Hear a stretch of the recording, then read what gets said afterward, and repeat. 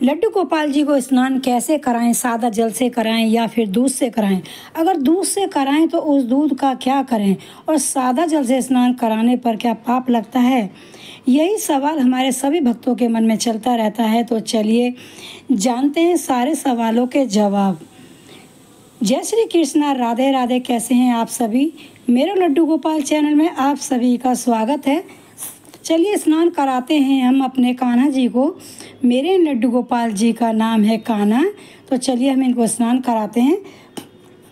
तो इनको स्नान कराने के लिए मैंने थोड़ा सा गुनगुना पानी लिया है, क्योंकि थोड़ी सी आज ठंडक हो गई थी कि बारिश हो गई थी, इसलिए थोड़ी ठंडक हो गई थी।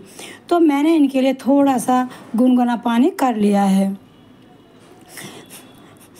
ये मैंने चंदन लिया है इनको स्नान कराने के लिए। तो देखिए ये बहुत ज़्यादा महंगा नहीं आता है, सिर्फ 20 रुपये का आता है। कोई खर्चा नहीं है लड्डू गोपाल जी की सेवा के लिए। तो देखिए मैं सादा जल से ही स्नान करा रही हूँ। अगर आप भी सादा जल से स्नान कराते हैं तो आपको कोई पाप नहीं लगने वाला। अगर आप दूध से स्नान कराते हैं, वो आपकी सामर्थ्य है कि आप दूध से कराएं या पंचामृत से कराएं, आप जैसे भी करा सकते हैं। अगर आप दूध से स्नान कराते हैं तो उस दूध का क्या करें? तो देखिए उस दूध से स्नान कराने के बाद में आप उस दूध को घर के यूज में ले सकते हैं। उसकी चाय बना सकते हैं, उसकी खीर बना सकते हैं। बहुत ज़्यादा नहीं लगता तो खीर तो मत ही बनाइए, आप चाय बना सकते हैं और पी भी सकते हैं उसको, तो वो वेस्ट नहीं जाता है। अगर आप जल के अंदर दूध मिलाकर स्नान करा रहे हैं तो उसको किसी गमले में भी डाल सकते हैं। अगर आप सादा जल से स्नान करा रहे हैं तो कोई बात नहीं, आपको कोई पाप नहीं लगेगा, आप करा सकते हैं सादा जल से स्नान।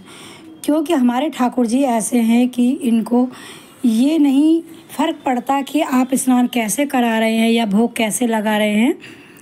ये आपका भाव देखते हैं। भगवान आपका भाव देखते हैं कि आप किस भाव से उनकी सेवा कर रहे हैं। तो देखिए मैंने इनको स्नान करा लिया है और मैंने सादा जल से ही कराया है। अगर आपकी सामर्थ्य है तो आप पंचामृत से करा सकते हैं, दूध से करा सकते हैं, वरना जल से तो आप करा ही सकते हैं। जल तो सभी के घर में होता है, उसमें आप थोड़ा गंगा जल भी डाल सकते हैं। और ये देखिए मैंने एक ये साफ़ बेडशीट बिछा ली है, कोई भी आप साफ़ कपड़ा बिछा सकते हैं। और ये मैं ले आई हूँ अपने कान्हा को। ये देखिए हम टावल से पोंछ लेंगे। ये टावल इन्हीं का है और देखिए इसकी कीमत भी ज़्यादा नहीं, सिर्फ 15 रुपये का आता है और बहुत दिन तक चलता है। जो भी मेरे भाई बहन अपने घर में लड्डू गोपाल जी लाना चाहते हैं, ये वीडियो उनके लिए है और उनके लिए भी है जिनके घर में लड्डू गोपाल जी हैं, पर फिर भी उनके मन में प्रश्न रहता है, दुविधा रहती है कि कैसे करें, क्या करें। और ये देखिए मैंने ये इत्र लिया है। तो ये इत्र भी ज़्यादा नहीं आता, ये तो 50 रुपये का है, 20 रुपये का भी इत्र आ जाता है और वो काफ़ी दिन चलता है। अगर आपके पास इत्र नहीं है तो आप कोई चिंता की बात नहीं है, आप देसी घी से, गाय के देसी घी से भी मालिश कर सकते हैं। अगर आपके पास वो भी नहीं है तो आप जो नारियल का तेल होता है ना, बिना केमिकल वाला, आप उससे भी इनकी मालिश कर सकते हैं। बहुत ही आसान है हमारे ठाकुर जी की सेवा, कोई दिक्कत नहीं होती है। तो आप अपने घर ठाकुर जी ला सकते हैं और आपको लाने भी चाहिए। ठाकुर जी ज़रूर विराजमान कीजिए आप अपने घर में। प्रेमानंद महाराज भी यही कहते हैं कि ठाकुर जी ज़रूर विराजमान करने चाहिए घर के अंदर, उनकी कृपा सब पर बनी रहती है।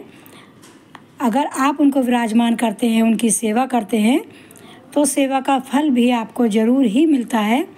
और ये देखिए मैंने इनको ये पोशाक पहनाई है। ये पोशाक मैंने घर में ही बनाई है और मैं आज इनको पीले रंग की पोशाक पहनाना चाहती थी, पर ये वाली पोशाक भी मैं काफ़ी दिन से सोच रही थी पहनाने की। मैंने पीले रंग की पोशाक के साथ ज्वेलरी भी निकाल ली थी, पर मेरे कान्हा जी को वो नहीं पहननी थी और इन्होंने नहीं पहनी वो, और किसी कारणवश वो मैं नहीं पहना पाई और मैंने ये पोशाक पहना दी इनको। तो देखिए ये पोशाक इनकी कितनी प्यारी लग रही है। और आपसे रिक्वेस्ट है कि अगर आपको मेरी वीडियो अच्छी लगे तो लाइक करें, शेयर करें, कमेंट करें। अगर आप मेरे चैनल पर नए हैं तो चैनल को सब्सक्राइब कर लें बेल आइकन का बटन दबाना ना भूलें, जिससे कि मेरी आने वाली वीडियो की नोटिफिकेशन आपको सबसे पहले मिल सके और आप मेरी सभी वीडियो सबसे पहले देख पाएँ। और ये देखिए, ये इनकी चांदी की चैन है जो इनकी नानी इनके 4 जुलाई वाले बर्थडे पर लेके आई थी। मैं ये भी पहना दूँगी।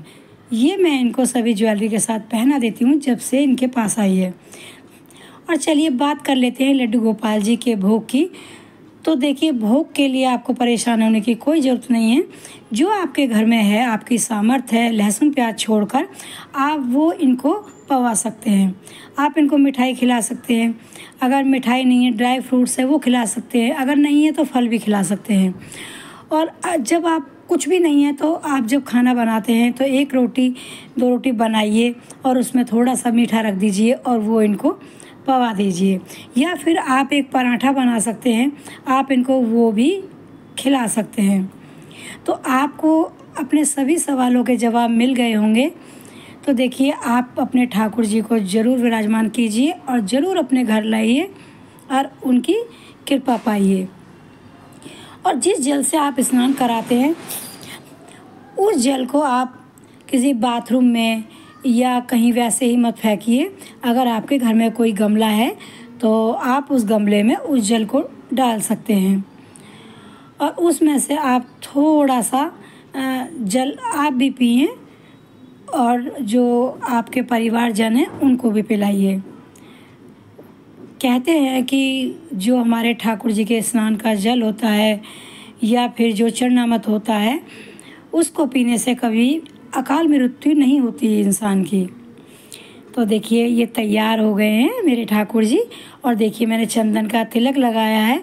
ये चंदन तिलक वाला चंदन भी 20 रुपये से ज़्यादा का नहीं आता है। और देखिए, दर्पण भी ज़रूर दिखाइए।